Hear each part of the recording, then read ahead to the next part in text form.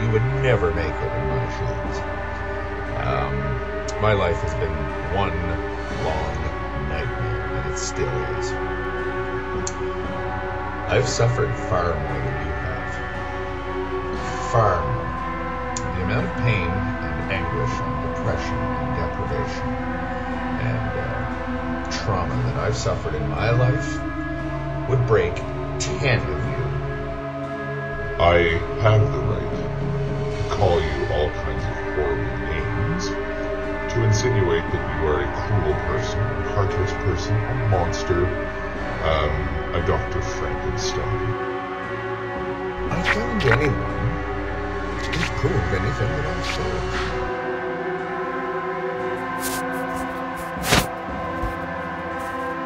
Look, it's fine if you don't believe that war exists, but there is a way to get direct evidence. Like I said before, take a torture test. You'll know, right? You'll know. Just do whatever you think is the worst thing. And then blow that up. Okay? Because you are just the worst monster, and that's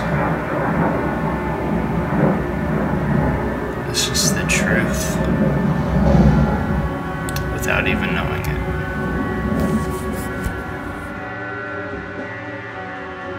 The challenge then is for someone to dispute what I have just said, and give me enough evidence to convince me otherwise. There is no such evidence. I may have been living in room 101 for the last 49 years.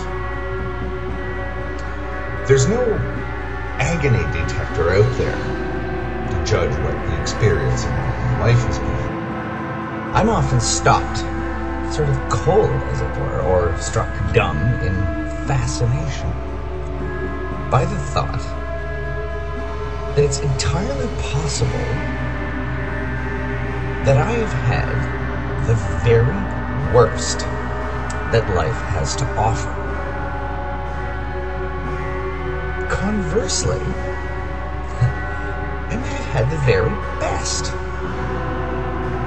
I'm completely at sea in this matter. I don't have any way of judging my own suffering, at least as compared to that of someone else.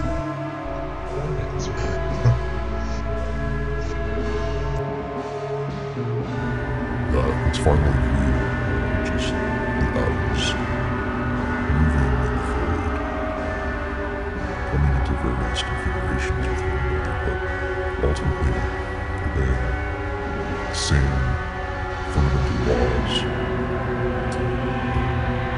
They've always been true, I feel. But yes, this is the same old glib bullshit. I mean, here we are with the most important question in the world we could possibly ask is, is life running a profit? It seems kind of important. It seems like, something to ask, am I getting value out of this toaster I have? Does it consume more electricity than the toast is worth?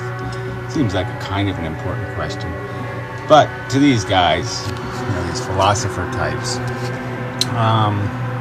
it feels okay.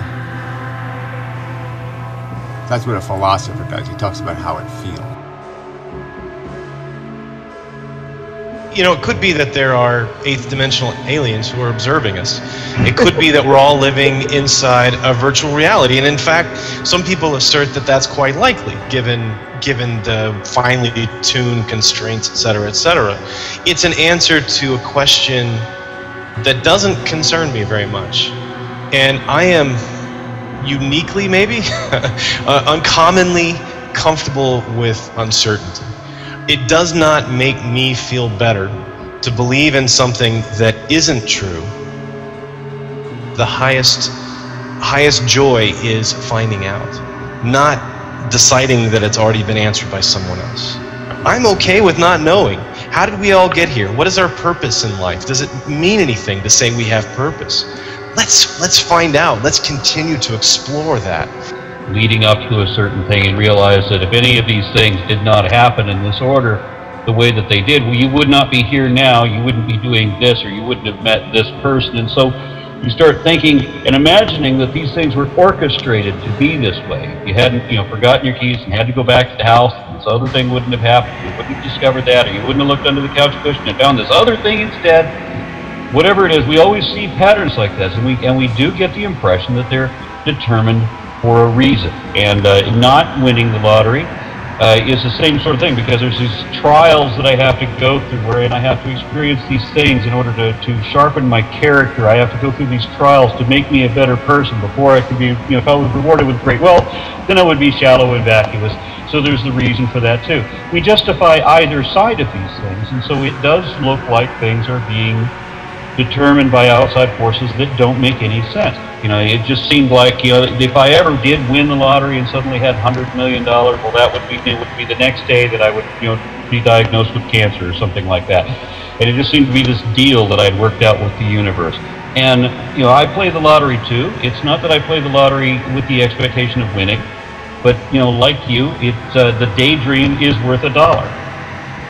And the only way I can have that daydream is if I pay the $1 for it, and it's a nice trade-off. If I were to win the lottery, it would appear as if it was the answer to a prayer. It would appear as if there was a destiny there that I'm being rewarded for. The real question is what's in the benefit, right? I mean, if life is a profitable enterprise, then you want to make more of it. It's profitable. It's doing something magical. It's like diamonds. We can just make free diamonds. Why wouldn't we make free diamonds? They're free. So the philosopher, I think, should do something like when he says that. He should say, wait a minute. Isn't the real question, when people have kids, should they have reasons or standards, to the performance level of this thing? You're going to be you're going to create a consciousness. Seems like kind of an important thing. Maybe there should be some standards, and then maybe we should talk about what kind of tests you should have to pass. Hey, I want to do a video on antinatalism and talk about some of the concepts behind the concept of antinatalism, the idea.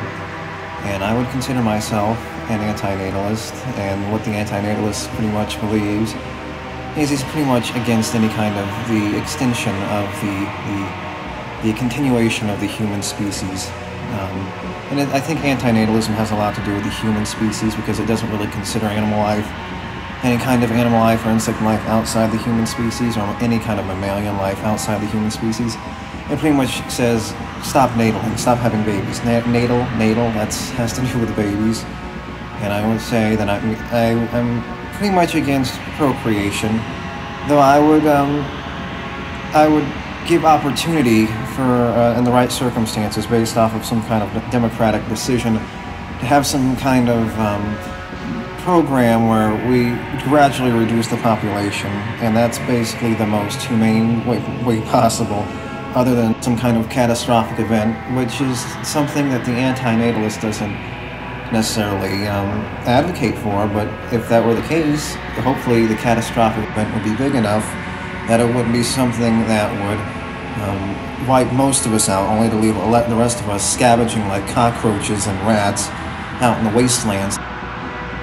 It's essentially a kind of transhumanist movement. It's gathering together people who are interested in consciousness research, in robotics, in bioengineering, in nanotech, in those kind of technological and scientific fields, together with some stuff to do with consciousness. There's a lot of kind of spirituality stuff involved in it, leaving these fleshly bodies behind and starting to occupy initially robotic bodies, and then kind of swarms of nanotech version bodies, and then ultimately entirely software bodies. All seem to have this vision that it's that the thing we'll be taking forward into the future, the consciousness, the life,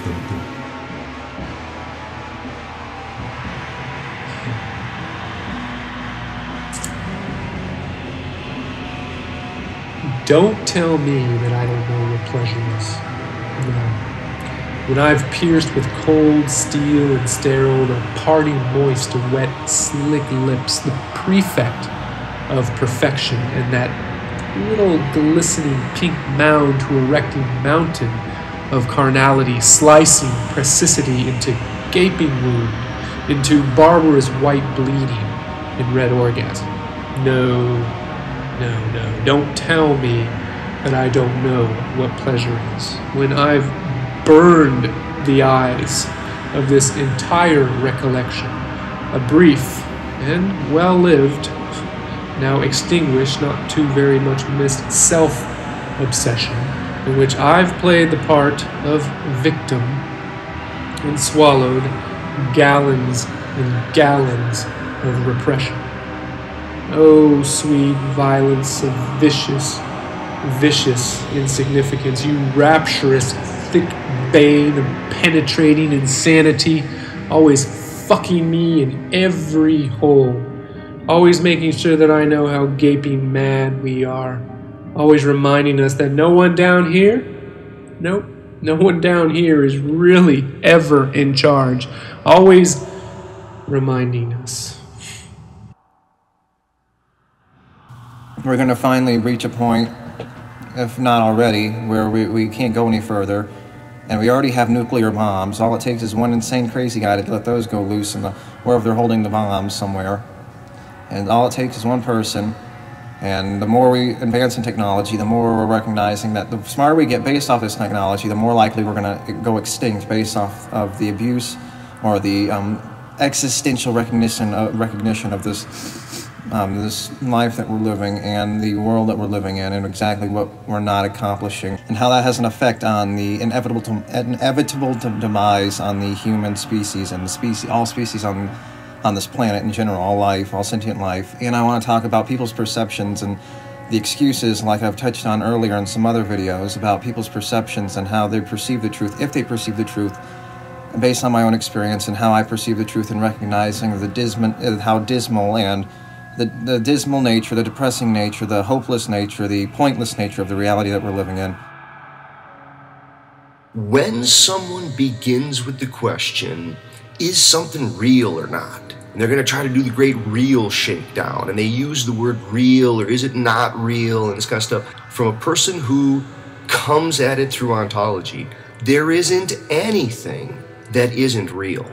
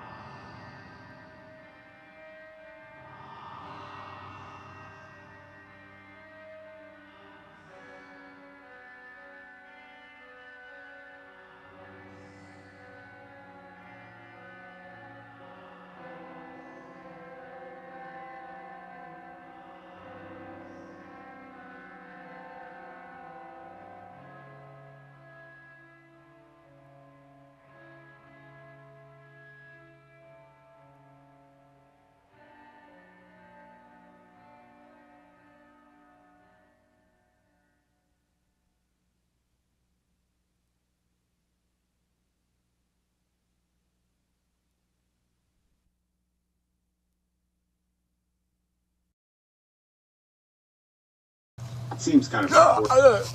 Wow, that was a jarring interruption.